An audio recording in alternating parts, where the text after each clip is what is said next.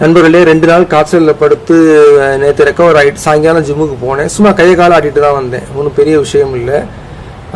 இன்னைக்கு கிளம்புற ஜிம்முக்கு போனேன். கிளம்புறப்ப வேற ஒரு வேலை வந்துச்சு. ரயில்வே ஸ்டேஷன் வரைக்கும் போயிட்டு திரும்பி வரக்குள்ள மணி ஆயிடுச்சு. அதனால் என்ன பண்ணேன், ஜிம்மில் சும்மா பேருக்கு ஸ்மித் மிஷினில் வெறும் ராடில் ஒரு 2 செட்டு போட்டு லெக் ப்ரெஸ் ஒரு 3 செட்டு போட்டு வீட்டுக்கு வந்துட்டேன். எனக்கு என்னென்னா, இந்த அன்றைக்கி உடம்பு சரியில்லாம படுத்தப்போ ரொம்ப கஷ்டப்பட்டு தான் படுத்தேன். நலம் விசாரிக்கிறவங்க, ஃபோனில் பேசுகிறவங்க எல்லாம், ஐயையோ ஏன் ஜிம்முக்கெல்லாம் போகிறீங்க, பாருங்கள் காய்ச்சல் வந்துருச்சு, ஏன் ஜிம்முக்கெல்லாம் போகிறீங்க, உடம்பு தாங்குமா இந்த வயசில் அப்படின்னு சொல்லி ஜிம்முக்கு போகிறது ஏதோ கொலை குற்றம், மகாபாதகம், பஞ்சமான பாதகத்தில் முதல் பாதகங்கிற மாதிரி பேச ஆரம்பிச்சிடுறாங்க. ஏன் ஜிம்முக்கெல்லாம் போகிறீங்க, இதெல்லாம் அவசியமா? இந்த காய்ச்சலை படுத்துறது மட்டும் இல்லை, பொதுவாகவே கவனிப்பேன். எங்கே போயிட்டுனா ஜிம்முக்கு போயிட்டு வரேன். ஜிம்முக்கா இந்த வயசுலையா, ஐயோ ஏன் ஜிம்முக்கெல்லாம் போகிறீங்க அப்படிம்பாங்க. இவன் நான் என்னையா பண்ணேன், கொலை எதுவும் பண்ணிட்டு வந்தேனா, இல்லை வேறு எதுவும் கள்ளக்கடத்தல் பண்ணிட்டு வந்தேனா, ஜிம்முக்கு தானேயா போயிட்டு வரேன், அதுக்கே இப்படி ரியாக்ட் பண்ணுறீங்க அப்படின்னா, இப்போ என்னன்னா இந்த பாடி கான்சியஸ்னஸ்ங்கிறதே ஒரு அவுட் ஆஃப் ஆர்பிட்டில் போயிடுச்சு. அதை பற்றி யாராவது பேசினாலே அவன் ஏதோ ஒரு மனநலம் பாதிக்கப்பட்டவன் அப்படிங்கிற மாதிரி பார்க்க ஆரம்பிச்சிடுறாங்க. இப்போ அந்த கண்டிஷனில் இருக்குது. அதுவும் என்ன கேட்கவே வேண்டாம், என் வயசுக்கு நான் ஜிம்முக்கு போகிற அவசியமானு கேட்குறவங்க தான் எல்லாருமே இருக்காங்க. ஆளாளுக்கு அட்வைஸ், ஐயோ ஏன் ஜிம்முக்கெல்லாம் போகிறீங்க, உடம்புக்கு ஏதாவது ஆகிட்டா என்ன ஆகுறது, உடம்புக்கு ஒன்றும் ஆகக்கூடாதுன்னு நான் ஜிம்முக்கு போயிட்டுருக்கேன். அன்னைக்கு காய்ச்சலில் படுத்துறதுக்கு வேறு காரணங்கள் இருக்குது, ஜனவரி மாதம் வயிற்றால போனதுக்கும் வேறு காரணங்கள் இருக்குது. ஆனால் இது என்னென்னா, ஊரில் அவன் எவ்வளவோ அஃபென்ஸ் பண்ணுறான். தமிழ்நாட்டில் ஒரு நாளைக்கு 80 லட்சம் சரக்கு பாட்டில் விற்கிறான், 80 லட்சம் யூனிட் விற்கிறான். அதையெல்லாம் விட்டுவிட்டு இந்த ஜிம்முக்கு போகிறவன், எக்ஸசைஸ் பண்ணுறவன், ரன்னிங் போகிறவனெல்லாம் துரத்தி பிடிச்சி மக்கள் கேள்வி வைக்கிறாங்க. இது நேற்றுன்னு மட்டும் இல்லை, நான் நிறைய நாள் நான் கவனிச்சிருக்கேன். ஜிம்முக்கு போகிறவங்க காலம்பரை எங்கே போகிறீங்க, பெல்ட்டை கட்டிட்டு போகிறீங்களே, ஜிம்முக்கா ஐயோ அப்படிங்கிற மாதிரி இதெல்லாம் பழகி போயிடுச்சு இப்போ. அதனால் யாரையும் பார்த்தா கூட தலையை திருப்பிட்டு நான் பேசாமல் வந்துடுது, தெரிஞ்சவனை பார்த்தா கூட. இது ஒரு பக்கம். இன்னொன்று, ஜெனியூனாவே உடம்புலையும் பெர்ஃபார்மன்ஸ்லையும் இம்ப்ரூவ்மெண்ட் வரல. அது ஏன் தப்பு, நான் ஒழுங்காக புஷ் பண்ணலை. நேரம் ஸ்குவாட்லாம் 90 kg போயிருக்கணும், டெட்லிஃப்ட் 130 kg போயிருக்கணும். அது செய்யாதது ஏன் தப்பு. க்ளீன் 50 kg தாண்டி இருக்கணும். அதுக்காக நான் முயற்சி பண்ணிட்டு இருக்கேன். திரும்ப இந்த வருஷம் கடுமையாக முயற்சி பண்ணுறேன். போன வருஷம் கொஞ்சம் சோம்பலில் விட்டுட்டேன். அது வரணுங்கிறது என்னோடது. ஆனால் இது எல்லாத்தையும் விட உடம்பு ஏறி இருக்கா இல்லையா, பெர்ஃபார்மன்ஸ் ஏறி இருக்கா இல்லையாங்கிறத விட எனக்கு முக்கியமானது என்னன்னா, என் மனசுல தன்னம்பிக்கை நல்லாவே ஏறி இருக்கு. 4 வருஷம் முந்தி நான் அந்த நெஞ்சுவலியிலிருந்து அவசப்பட்டப்ப இருந்த வாழ்க்கையை நினைச்சா இப்போ பயமா இருக்கு, தொலை நடுங்குது. ஐயோ அந்த மாதிரி வாழ்க்கையாடா வாழ்ந்துகிட்டு இருந்தோன்னு. அதையெல்லாம் மீறி இப்போ இரும்பை கை வச்சு தூக்குறேன் அப்படிங்கிறது எனக்கு ஒரு பெரிய சந்தோஷம். நான் நினைச்சே பார்த்ததில்லை. அதனால உடற்பயிற்சி செய்வது எந்த வயதிலும் நல்லது தான். நண்பர்களே, உங்கள் கருத்துக்களை சொல்லுங்கள். நன்றி. Friends, after 2 days of this fever, yesterday I went to the gym in the evening. I just fooled around and came back. I did not do anything heavy. Today morning when I was getting ready to go to the gym, I had to do another work that delayed me for about 1 hour. So the effective time in the gym in the morning was reduced to around 20 or 25 minutes. I did some 2 sets of 8 repetition squats with bare Smith machine and 2 or 3 sets of leg press.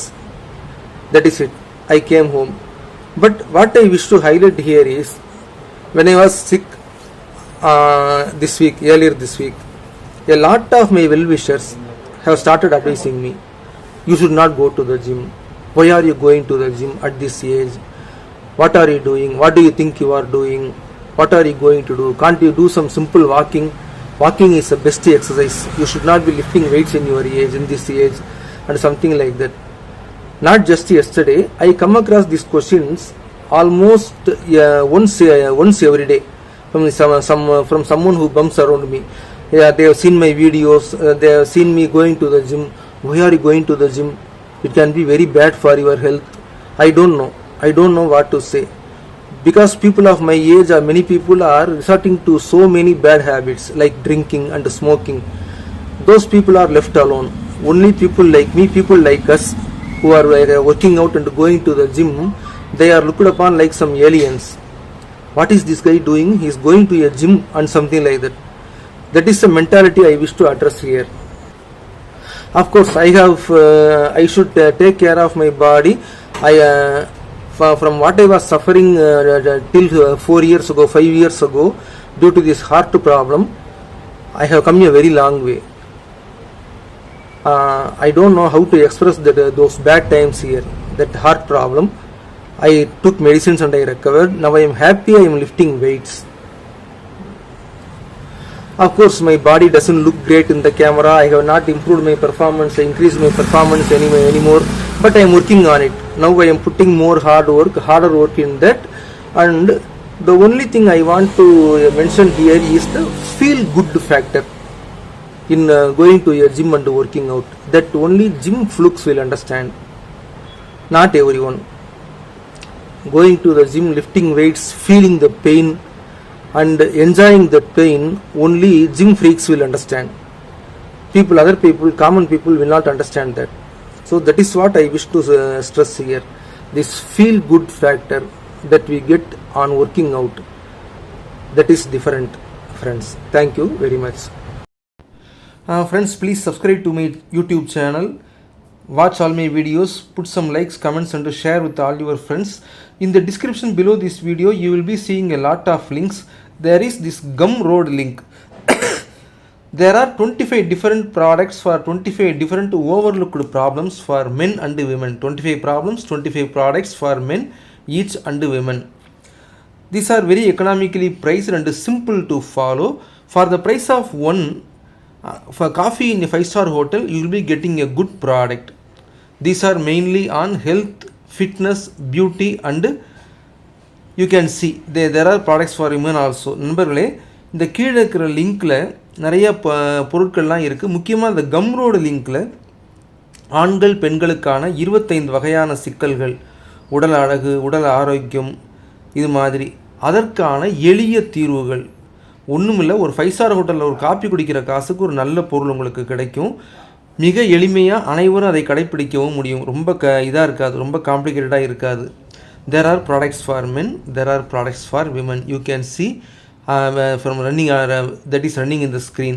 ஸ்க்ரீனில் பார்த்தீங்கன்னாலே தெரியும் ஆண்களுக்கு என்னென்ன இருக்குது. Mental peace, remove dark circles, how to break your gym plateau, fix dry skin instantly.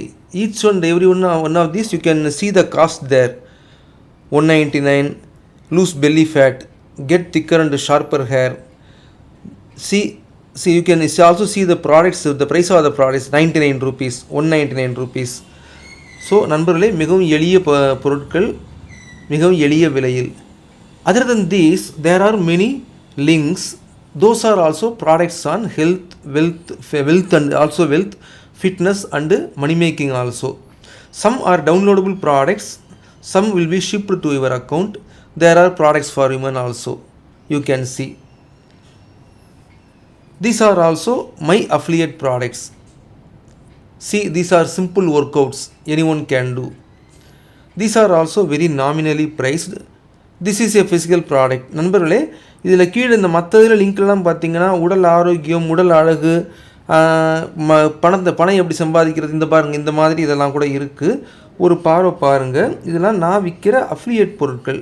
இது நீங்கள் வாங்கினீங்கன்னா உங்களுக்கு அந்த பொருளும் கிடைக்கும், எனக்கு அதில் ஒரு சின்ன வருமானமும் வரும். உண்மை அதுதான், நான் சொல்லிடுறேன்.